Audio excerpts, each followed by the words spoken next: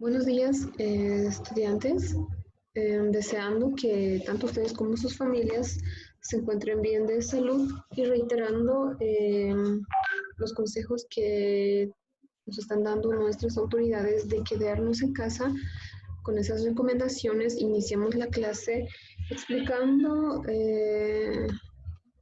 algo del tema del video que se envió la semana pasada sobre los varones del estaño específicamente.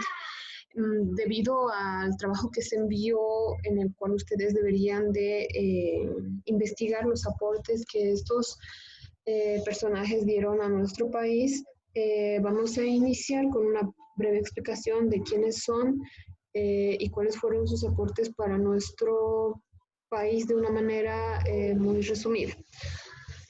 Tomando en cuenta que la minería del estaño, en ese entonces, estamos hablando del siglo XVIII, XIX, ya, en el cual la minería del estaño marca en Bolivia un periodo, estamos hablando más o menos del siglo XVI para adelante.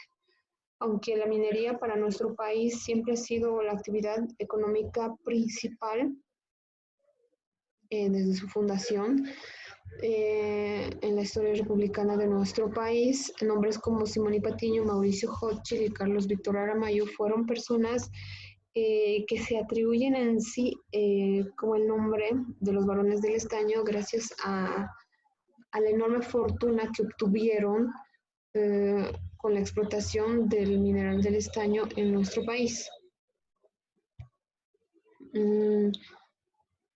De manera global, los varones del estaño se hicieron conocer debido a que sus conexiones siempre fueron extranjeras y todo lo que ellos extraían de nuestro país lo invertían en otros países. Pero hubo un personaje ya del que casi no se habla, pero que se llama Mariano Peró, un ejemplo de patriotismo se podría decir, ya que este personaje fue el primero en luchar para que se instalara en Oruro una fundidora boliviana del metal del estaño, ¿ya? A pesar de que mucha gente no lo apoyaba, él logró instalar esta primera fundidora y de esta manera convertir a Oruro en una región pionera y capital metalúrgica de nuestro país, tomando en cuenta que nuestros antepasados ya utilizaban la fundición del estaño para diferentes elaboraciones de materiales a través de hornos de arcilla en el cual se alimentaba, o sea, se realizaba combustible a base de paja y areta, excremento, etcétera. Hasta los primeros años del siglo XX se dice que estos conocimientos seguían utilizándose, ya que la capacidad era muy poca y la tecnología también. El agotamiento de los ricos desmontes irrelevantes causó el cierre de muchos de estas fundidoras. A comienzos de 1910, el ferrocarril de Potosí-Antofagasta, inaugurado en 1912, les dio el golpe de gracia, pues incentivó la explotación de las barrillas, concentrados de mineral de estaño.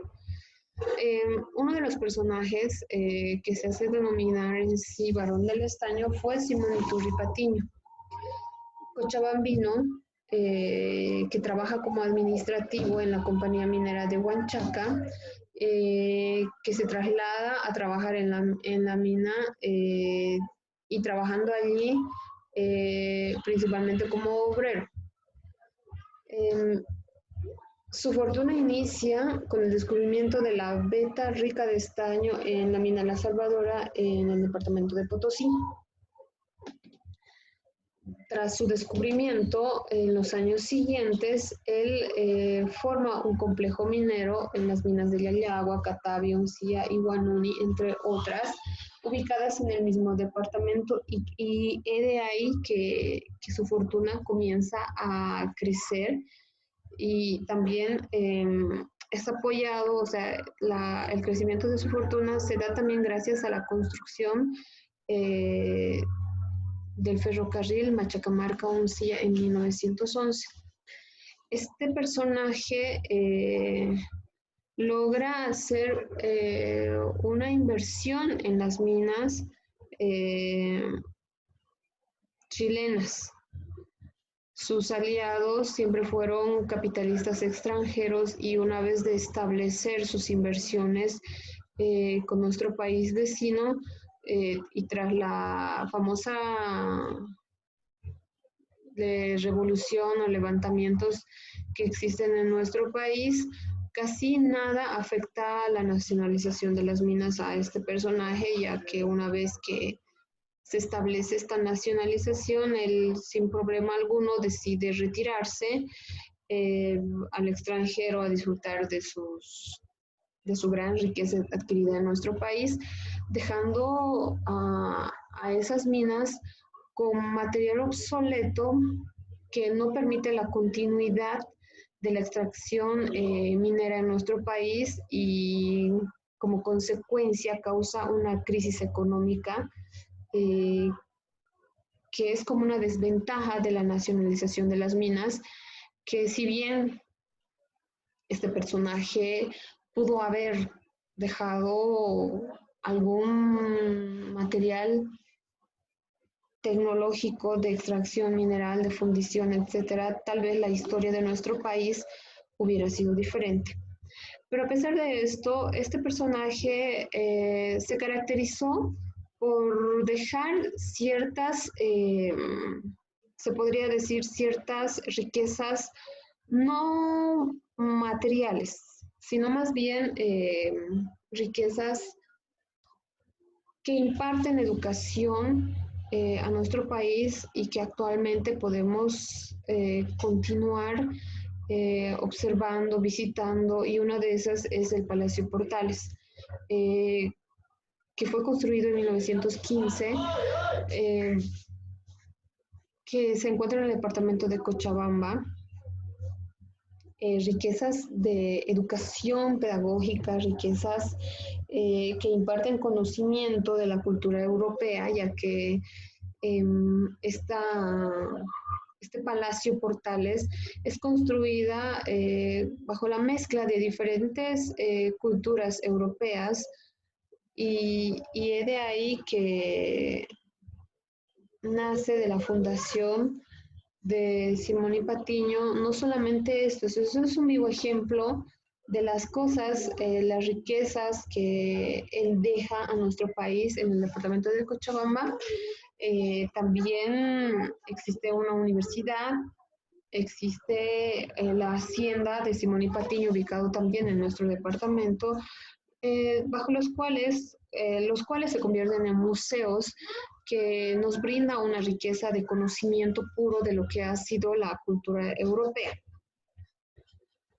Otro de los personajes denominados varones del estaño fue Mauricio Hochi, ¿ya?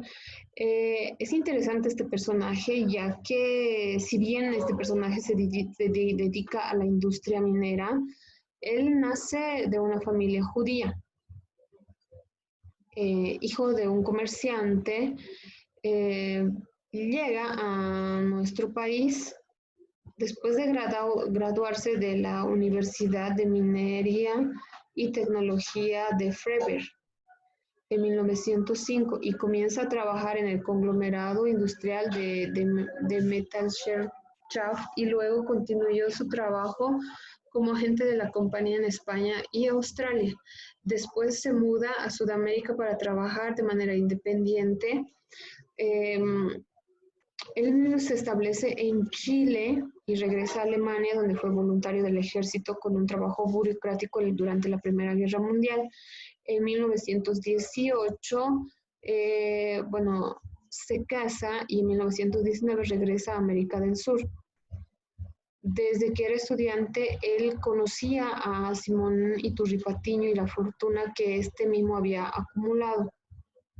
De esta manera, en 1922 decide llegar a Bolivia para poder experimentar en sí el poderío económico que Simón Iturri Patiño había formado y ver si él tenía las mismas posibilidades.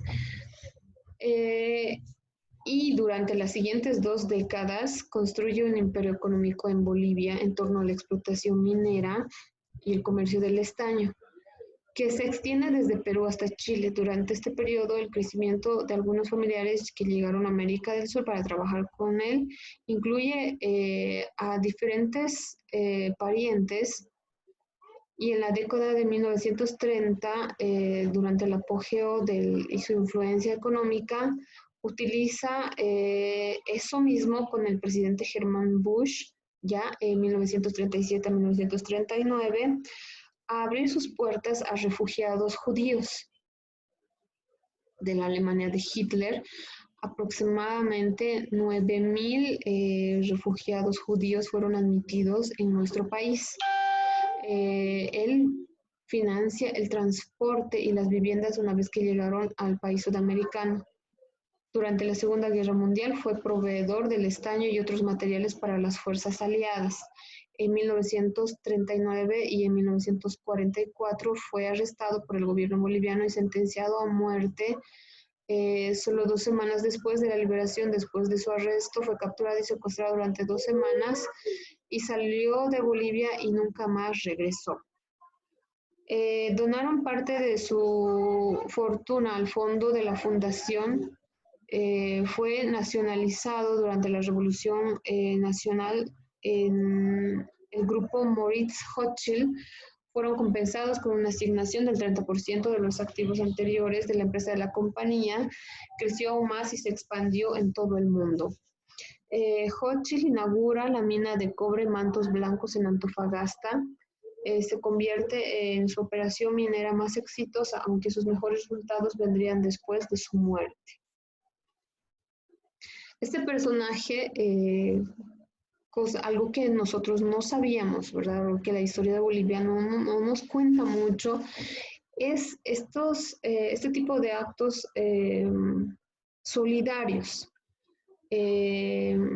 hacia gente que realmente estaba sufriendo, y es una curiosidad, es algo que debería de llamarnos la atención, porque muchos de nosotros no supimos exactamente cuál fue la participación de nuestro país durante la Primera Guerra Mundial, durante la Segunda Guerra Mundial, y aquí una forma de enterarnos que estos personajes participan no solamente de forma económica, sino de una forma altruista con ayuda humanitaria. Otro de los personajes fue Carlos Víctor Aramayo, que si bien fue boliviano, su actividad minera fue en una época de fuerte crecimiento, donde el precio internacional de ese mineral lo llevó a acumular una gran fortuna y poder en su país. La industria minera fue el director de la Compañía de las Minas de Bolivia, que se nacionalizaron en 1952. A nivel político ocupa el cargo de ministro de Hacienda y en Londres la representación diplomática de nuestro país. En el campo del periodismo editó el periódico La Razón de Bolivia. Entonces podemos ver que estos 3 personajes, si bien ganan una cuantiosa fortuna gracias a la explotación de este mineral, su aporte a nuestro país fue el mínimo, con la gran capacidad que ellos podían haber, que ellos tenían, y la gran capacidad que les daba, se podría decir, la oportunidad de permitir que nuestro país deje de ser un país subdesarrollado, pero como cualquier otro personaje, estos 3, si bien hicieron poco, pudieron hacer más. Pudieron haber convertido a nuestro país con esas grandes riquezas que siempre Bolivia posee, una de las potencias mundiales. Pero como un país desarrollado, siempre llegan intereses mezquinos, intereses particulares, que la única idea que personajes como ellos y muchos otros gobernantes de nuestro país a lo largo de la historia, lo único que lograron fue extraer todas las riquezas para invertir en capitales extranjeros y evitar el crecimiento de nuestro país. Esta es una pequeña introducción de lo que es el proceso del desarrollo económico, principalmente minero, de nuestro país. Y de aquí en adelante vamos a ir observando cómo se desarrolló y cómo, de ser una actividad primaria, la extracción de la minería, empieza a priorizarse lo que es la agricultura y el crecimiento de nuestro país en base a diferentes explotaciones de recursos, el mal manejo administrativo, el saqueo que nuestro país sufre a lo largo de la historia. Gracias.